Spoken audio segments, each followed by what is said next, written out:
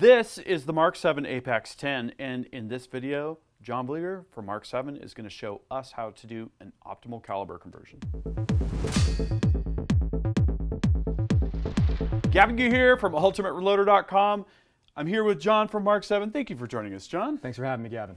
John is one of the main techs, so he's seen just about everything there is in terms of processes, best practices, issues, and I've actually already published a couple of videos on this specific machine. I've posted the machine setup, I've done a simple caliber conversion, we've even covered the auto drive. So what do we have here?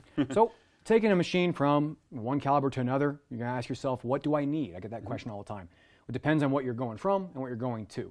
The Apex 10 comes with caliber conversion hardware for large and small primer, so no matter what you order the machine in, you have those pieces on hand. And swaging as well? Swaging as well, yes. Yep. Onboard swaging comes standard with both rods. Yes. For large and for small. So to convert this press, we're going to be changing out the shell plate, the case feed adapter, case feed ram, obviously the dies. Gavin, you mentioned we're just going to change the dies off of this tool head because you got some brand new Alignment Pro dies in 45. Yes. So we're going to swap this tool head over completely. The powder measure is staying the same because it's still a pistol powder measure.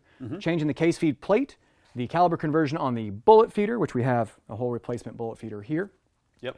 And changing over the dies to Alignment Pro dies in 9mm. And I will note we are using the FW arms swage foot and decapper here. Add a little bit of flair. It's something we sell. I'm partnered with them. I really like those dies. I haven't tried those yet. I'm looking forward to that. Yeah, I'm going to show those a little bit later. But no, we're going to be breaking the press down, pulling the parts we no longer need off, doing the changeover, and showing it from start to finish. Let's get to it. Well, we got the machine completely torn down. Now, why don't we just kind of quickly recap the different steps to go through to get to this point. Now, something to keep in mind, there is no particular order you have to do all these things when it comes to the major items. So obviously the press itself, you have to remove the tool head to access the shell plate and so on. Sure. But your case feed and your bullet feed can be treated as independent. You can do them after, before, during, it's up to you. Yep. So what we did is, first we ran the components out, make sure we had nothing on the shell plate to confuse things. Run the ram all the way down so the tool head's at the bottom of the stroke. Remember, so a little side note, anytime you're loosening or tightening that tool head, put it at the bottom of the stroke, keeps it aligned, keeps things from getting torqued the wrong way. Yeah. So bring the ram down, crack the tool head nut loose, raise the tool head, unthread it the rest of the way, remove the tool head. Thank you for removing those dies. Yep, absolutely. And the other accessories that were attached to the tool head. Appreciate it. What we also did was change out the inner tube on the primer tube. So large primer versus small, different diameter. We needed to change that out. Just unthreading the top cap, popping that old tube out, new tube in, and rethreading that cap down. Awesome. Easy peasy. Yep. We had then removed the case feed assembly here. Now, you don't absolutely have to remove that to change the shell plate. It opens it up, though, gives you a lot more access. And we had to change out the case feed ram anyway. Might as well take it off. Might as well take it off and open up that, that area. We then can crack our retainer stations loose to allow that shell plate to tilt up and out. Loosen our shell plate nut, get that out of there, remove shell plate, and that opens up our entire priming system. Yes. So when you're doing a conversion like this, setting that load plate is very critical. If you pay attention anywhere, pay attention there. Making sure that that gap is consistent across the arc and getting it as close as you can to the disc. So you're setting yourself up for success later. But with the priming system, it is a lot easier than it looks to take it off. We can just pull this bolt, the one bolt by the swage, and the link arm bolt, and then we can just lift the whole thing up and out. Gives us access to everything. You can work with the priming system separate if you want to. Yeah. We changed out the bushing, the punch, kept using the same spring, changed out our disc from large to small, and reset our load plate after that with that new disc. Yeah. So now we're ready to maintain the machine, which, as we mentioned, we're going to do in a separate video. So we're going to do that and then be back in just a moment to reassemble for 9. Yes, sir. So our maintenance is done. Let's talk about building the machine back up and setting it up for 9. Yeah. A lot of it's basically the reverse of the beginning of this video when we tore it down. So the main components are your shell plate, your shell plate nut, case feed platform, reinstalling your tool head, putting the changed over primer tube back on, reinstalling our dies, and getting everything tuned up. Sounds good. Let's do it. Well, it looks like we're getting close to reloading. Yeah, we're almost there. I got die settings and some sensor installs to do, but we're getting pretty close. Cool. So let's walk through that process once again, maybe calling out any special consideration or details. Yeah, of course. So one of the first things we did was reinstall the shell plate. On the user level, your shell plate tension is critical. It gives us that nice smooth transition when it indexes, helps keep our OALs consistent, primer seating depth, the whole kit and caboodle. So getting that shell plate nut as tight as we can get it with 2 hands is probably the easiest way to say it. You know, if it stops, no wrenches, just 2 hands. Exactly. Yeah. We don't want to jack up that shell plate nut. Sure. If it stops indexing after you've cranked that down, you want to touch too far, just back it off a little bit. I noticed when I had the hand crank on this, it's pretty easy to feel that by hand. Exactly. Now that we've got automation, what's the best way to judge that you've got that right? If your torque sense goes off. Okay. You know, or if it has a shutter to it. Right. Let it run a few cycles. Let that grease you just put on it potentially, you know, spread around, propagate, and see where it's at. But worst case, you can just break that nut loose. You know, no more than like 1/8 of a turn should get you back in operation. Gotcha. Yep. So we've got a shell plate in place. Yeah, we got shell plate there. Next up was doing our retainer station adjustment. So the retainer station on the eject chute has a wide range of, you know, no big deal adjustment in the middle. If you're too close to the shell plate, it can bind on, like if you have a messed up rim, you know, range brass, it's kind of chunky rim, it can bind if we're too close. And if it's too far away, that retainer station is not controlling that case. When the crimp die comes down, you can crush cases. So what I like to do is shove it up against the shell plate and then back it off about 1/8 of an inch and then lock it down. Gotcha. You can do another test by putting a casing there and see if it gets bound up when you try to wiggle it. But like I said, it's got a wide range. You're probably not going to screw it up. Just don't have it too close to the shell plate.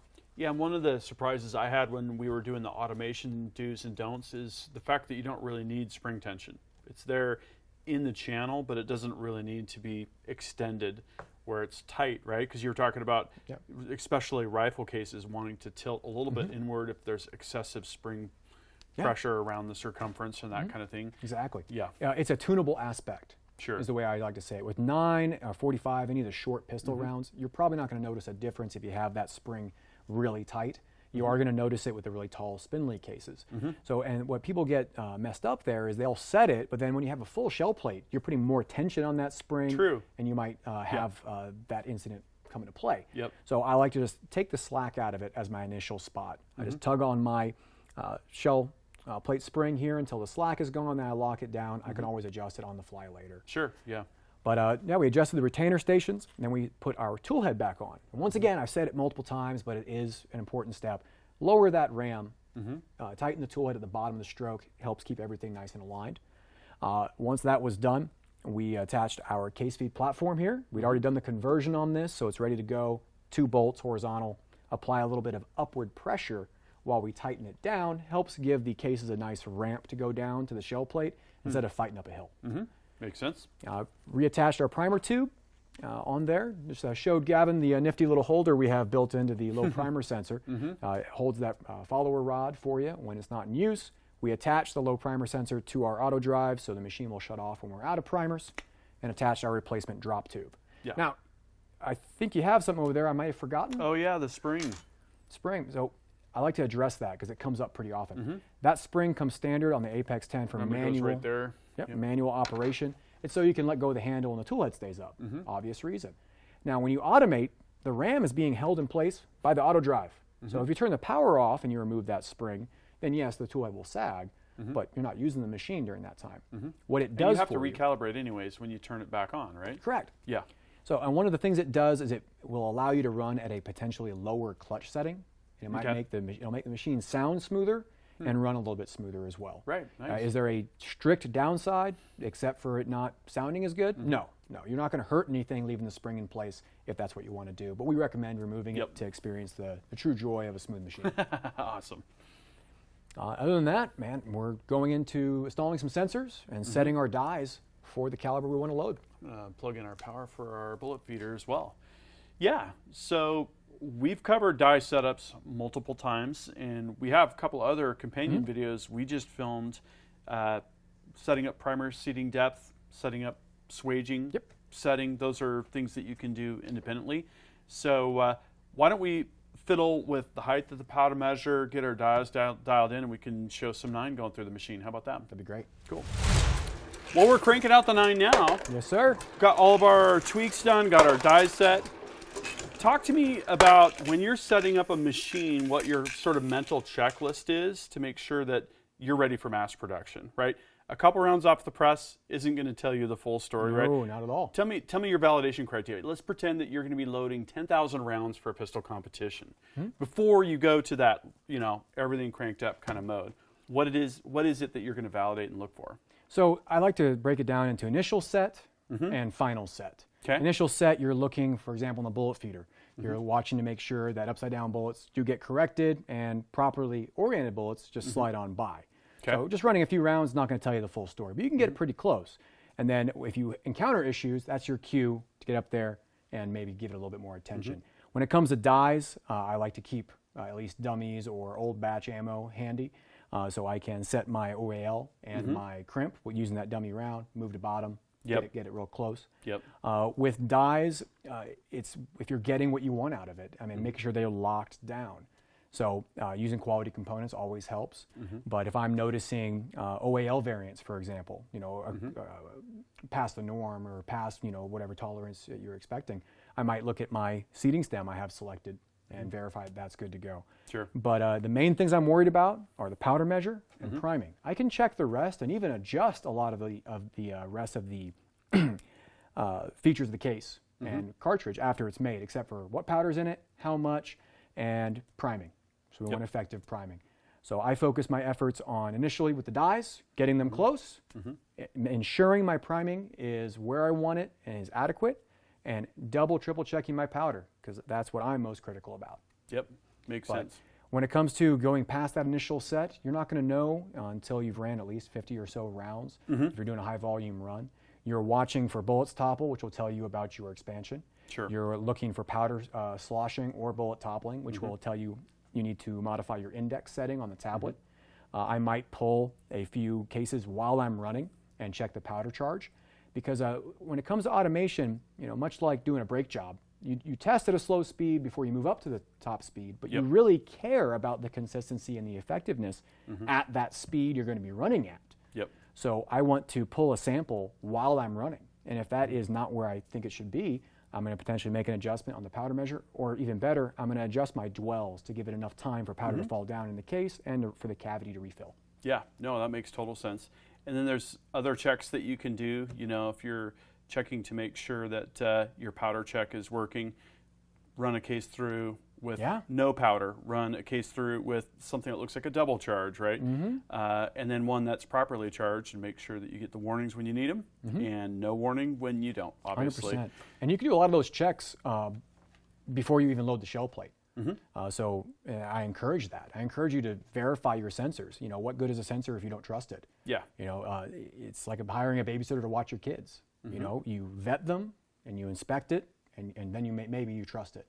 But you're always in that mode of it's mechanical. Okay, have you done your due diligence to ensure that that mechanical object is set correctly?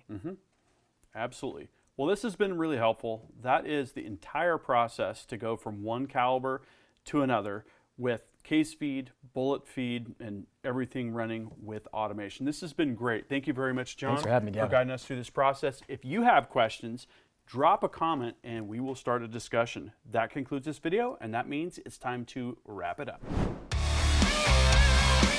I hope you enjoyed this video. Don't forget to like and subscribe. Also, we're on Facebook, YouTube, Rumble, where we've got unrestricted content, and Instagram. Make sure to follow us on all those channels. Ultimate Reloader also has a commercial solutions division serving law enforcement, the military, and the gun industry. We have some unique capabilities, including a comprehensive suite of recoil testing and evaluation capabilities, trigger profiling, and more. If you're interested in custom rifles like what we build here on the channel or gunsmithing services, you're going to want to go to rifles.ultimatereloader.com and get on the wait list. If you're interested in becoming a professional gunsmith, check out the Sonoran Desert Institute. They've got a degree program, they've got a certificate program, and you can study from home. Learn more at sdi.edu. Thanks again for watching.